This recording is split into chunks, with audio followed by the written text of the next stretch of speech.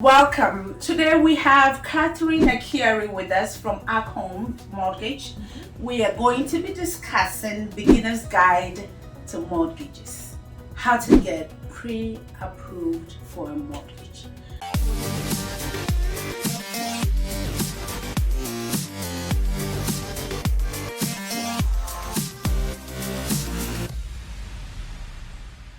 Welcome, Kathryn. How are you today? I'm doing very well, Juliana. Thank you. Thank you for having me here. It's my pleasure. So today our discussion is more with mortgages. The difference, we're going to start with the difference between a pre-approval and a pre-qualification. So take it away. Absolutely. Pre-qualification and pre-approval are often used interchangeably, but they are actually two different steps. A pre-qualification is more of a verbal acknowledgement.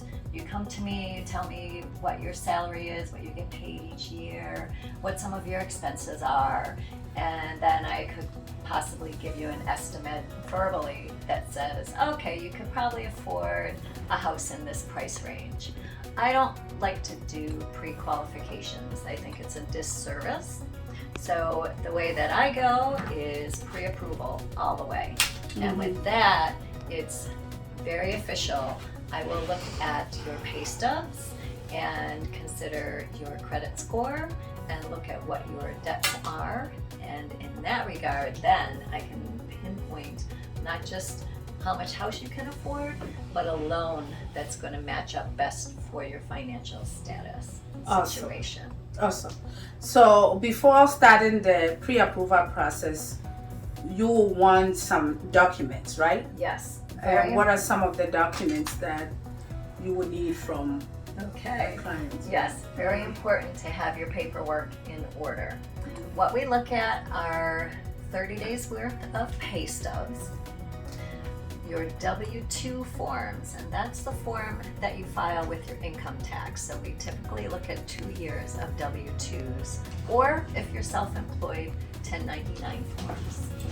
Then we also will run your credit, so you have to be prepared to have your credit checked. And with those items, we'll be able to start to put together a very good look at what your price point is, what your comfortable monthly payment is going to be for you, and then also pick a loan program that fits. Okay.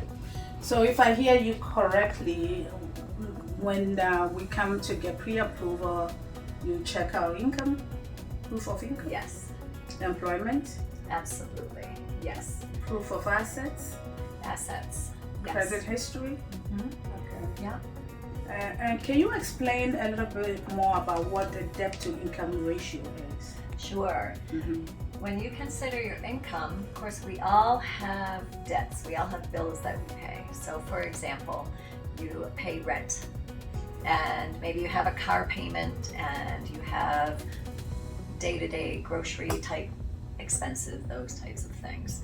When we're looking at your financial situation to see what type of a loan you would qualify for, we want to look at the ratio of your level of debt, your monthly payments versus your monthly income.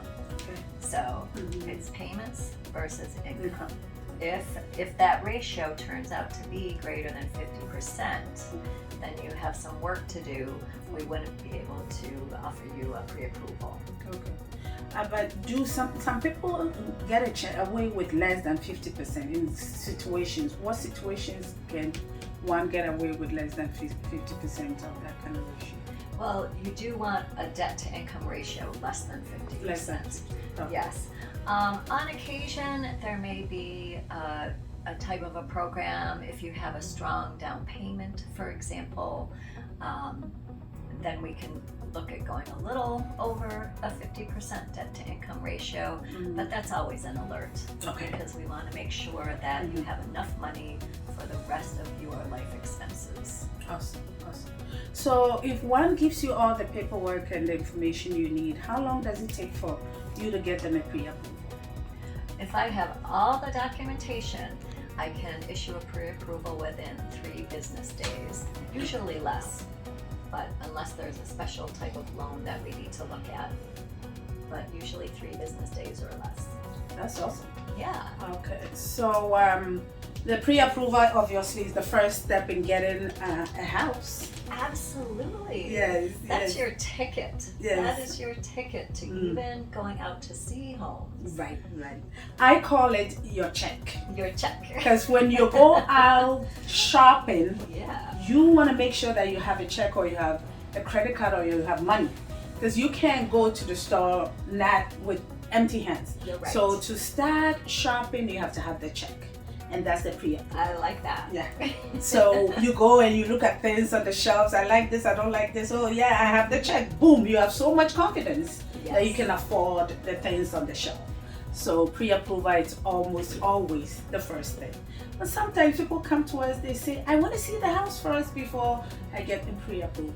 No, it's like impossible. You see a house that you like and then you can afford it after you go to get pre-approved, then you get this, discouraged. So we always, encourage people get the pre-approval first. Yes. That is the first step.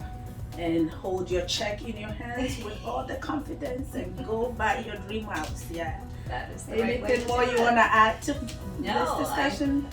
I hope that this has been a great summary and a good introduction for our audience. As always, we welcome questions and I'm happy to take personal calls Okay. and help people who are thinking about getting pre-approved and buying a house. Awesome. We are ready to help people. Before I let you go, I have one question. Some people think if they go to several companies to get pre-approved, it affects their credit. What advice do you give that if you're looking to start buying a house, obviously getting a pre-approval, is it okay to go to one or more known people like banks and stuff? That's a fantastic question. If you go to multiple lenders and they're all going to want to run your credit. So if they run your credit within a 30-day period, there will only be one slight hit to your credit score. Maybe 3, maybe 5 points. Okay. But if you go to one lender in May and then another in June, there's going to continue to be more hits to your credit. It is a hard pull, but if it's within 30 days, it will only count as one hit. Oh, that's good to know. So within 30 days, if you go to more than 1 or 2 or 3 banks, it's just one hit. Yes. But if you go several times, If it's beyond 30 days, then it becomes more. it becomes a problem. Okay, there Yes, you it go. does. Yes, it does. A great tidbit. So if you're shopping out there, make sure you're doing all of it within 1 month. If you're going to do it several, some people, after they find a house, then they're like, let me shop this one, let me shop. Your credit scores will keep coming down. And when you find the house before you close, you check your credit again. So guard your credit. Guard your credit.